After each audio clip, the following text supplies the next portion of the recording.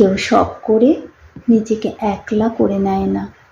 কিছু মানুষের বিশ্বাস এমনভাবে ভাঙা হয় যে তারা মানুষকে আর বিশ্বাস করে মিশতে পারে না। কেউ হুট করে পাথরে পরিণত হয় না। আঘাত পেতে পেতে যে মানুষ একদিন আর সহ্য করার ক্ষমতায় থাকে না, সে মানুষ বাধ্য হয়ে নিজেকে পাথরে পরিণত করে। একটা শক্ত খোলসের ভেতরে তারা লুকিয়ে রাখে নিজেকে। কেউ হঠাৎ করে চুপ হয়ে যায় না, দীর্ঘদিন ধরে তার বাক ক্ষমতা কেড়ে নেয় কেউ না কেউ।